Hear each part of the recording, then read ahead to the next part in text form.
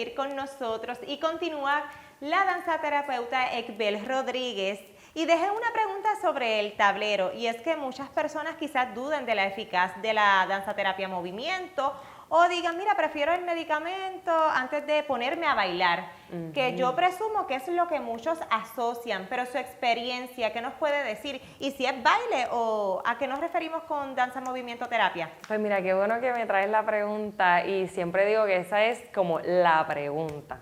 Y empiezo diciendo que la danza movimiento terapia no es una clase de baile, no vamos a la terapia a bailar, no esperen de mí como terapeuta que llegues a la sesión y que yo te enseñe a bailar salsa, merengue, eso no va a pasar. Nosotros trabajamos con el movimiento de la persona, incluso trabajamos con personas encamadas. ¿Por qué? Porque dirías, pero ¿cómo tú trabajas con una persona encamada? Sí, eso me llama mucho la atención. Sí, porque nosotros pensamos que todo es movimiento, si respiras, si el corazón late, si pestañeas, así que decirme que sí lo puedes hacer con los ojos. Así que yo cuando trabajo, por ejemplo, yo he trabajado con personas con diversidad funcional que no hablan y entonces creamos un lenguaje a través del movimiento. Por ejemplo, hablando de mi experiencia de caso, mira, en una ocasión trabajé con un caso de un adulto con diversidad funcional, no hablaba, con una mentalidad de un niño de 6 años. Wow. Él se autoagredía. Entonces, ¿cuál fue el tratamiento? El tratamiento fue ayudarlo a entender que su autoagresión le hacía daño. Entonces, entender el por qué se autoagredía a través de un lenguaje no verbal. Porque no te lo está expresando, No te está expresando. comunicando. Entonces, ¿qué hicimos? Creamos un lenguaje a través del movimiento, a través de este lenguaje primario no verbal. ¿Cómo se comunican los bebés? Por el lenguaje. Es nuestro primer idioma. Así que nosotros como terapeutas utilizamos ese primer idioma para trabajar con las personas. Así que hay una persona que me diga, ay, pero es que yo no voy a bailar, yo no sé moverme, pero es que tú puedes estar sentado en sesión, tú puedes elegir estar acostado, puedes elegir moverte, no moverte, puedes elegir cuándo hablar, cuándo no hablar. En la terapia es de la persona. Yo soy una acompañante del proceso.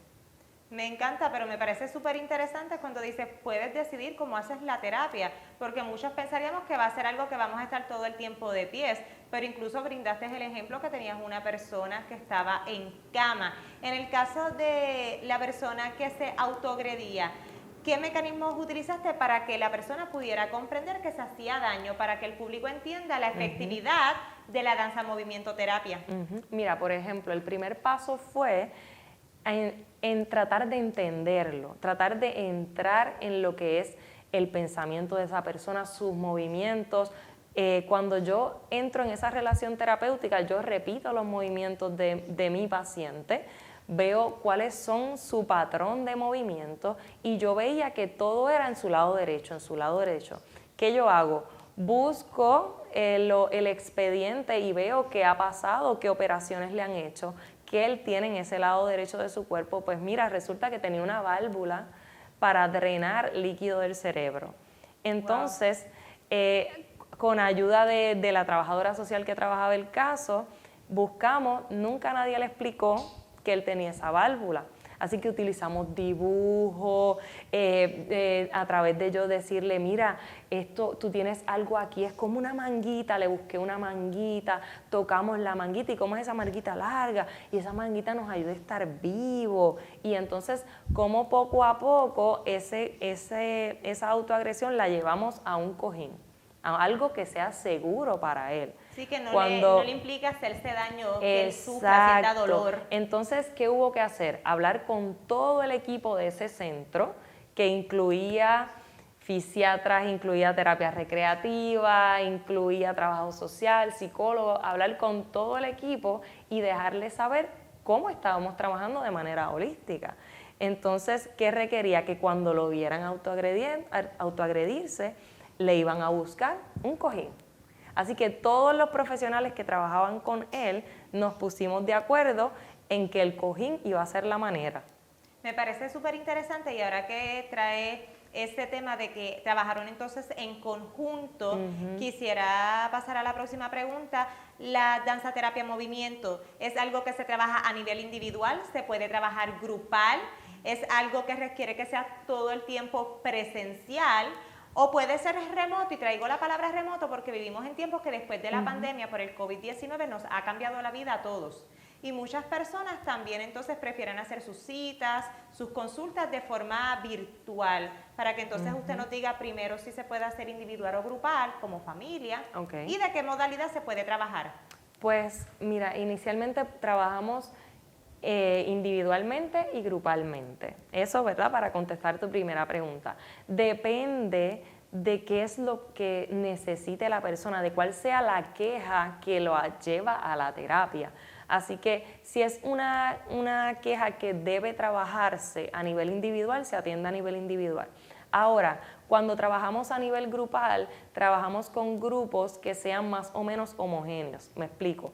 Si son niños de 6 a 9 años con una problemática escolar particular, ¿verdad? Un grupo bastante homogéneo donde se pueda trabajar a nivel grupal la queja del grupo. En mi caso trabajo mucho con mujeres madres. Entonces, ¿cuál es el denominador común de ese grupo? Que son madres.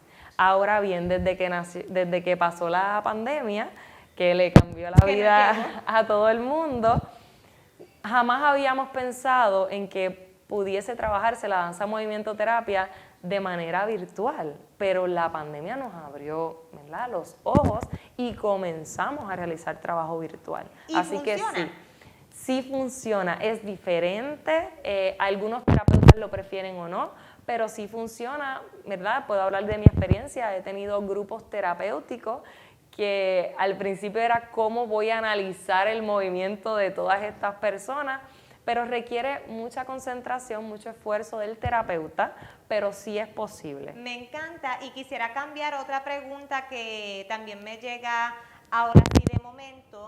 ¿En qué se diferencia la danza movimiento terapia del yoga? Porque estamos bregando en el yoga, también lo pudiéramos asociar como una alternativa, donde también implica estar presente, utilizamos nuestro cuerpo. Si nos puedes resumir brevemente. Sí, claro que sí. Mira, como yo lo resumo de la siguiente manera, la yoga es una práctica de autocuidado, así que es una herramienta terapéutica, igual que el ejercicio, igual que las personas que les gusta dibujar para soltar, les gusta escribir. Ahora, la danza movimiento terapia es un proceso psicoterapéutico. ¿Y en qué se diferencia eso? Que como proceso terapéutico requiere de un espacio confidencial, requiere que yo haga un análisis de tu historial de salud, de tu historial familiar, que hagamos esa primera entrevista donde yo te acompañe terapéuticamente. Que participas del proceso. Exacto, yo voy a ser tu acompañante en el proceso y es psicoterapia. Entonces voy a trabajar con lo que te aqueja, con lo que te sucede y cómo voy viendo tus logros, cómo voy utilizando, ¿verdad? Por ejemplo, si hay una crisis emocional, de llanto, de quiero romperlo todo, una maestra de yoga no puede intervenir. No puede intervenir porque la clase de yoga no está dirigida para tu necesidad. Me hago entender. Sí. Así que nosotros estamos preparados para contener una crisis emocional a través del movimiento y cómo, por ejemplo, cómo desbloquear una emoción que está alojada en alguna parte de tu cuerpo. Esas emociones que tenemos estancadas. Y perdona que le interrumpa. Exacto, esa emoción que está estancada en alguna parte de tu cuerpo, yo voy a trabajar contigo para la podemos ir desbloqueando, trabajando. Si en ese desbloqueo ocurre una crisis, pues como profesional yo estoy preparada para contenerte. Pero si entras en un espacio de crisis donde no sea terapia, pues difícilmente un maestro, ya sea de baile, de yoga, un entrenador personal, no está preparado para contener una emoción y para trabajar con tus emociones y tus pensamientos, ¿verdad? Me encanta que aclare eso porque pudiera surgir la duda y entonces usted nos aclara que ustedes sí pueden intervenir, quizás a diferencia entonces de un maestro de yoga que te acompaña en esa sesión, pero si te da una crisis no va a tener las herramientas para poderte entonces ayudar o auxiliar, no sé si sería la palabra, en ese momento en tu proceso. ¿Verdad? Es una diferencia. las personas van a la clase de yoga a buscar bienestar, un ratito de desconexión o igual van al parque a caminar a desconectarse. No está el espacio clínico para que vamos a abrir esa emoción.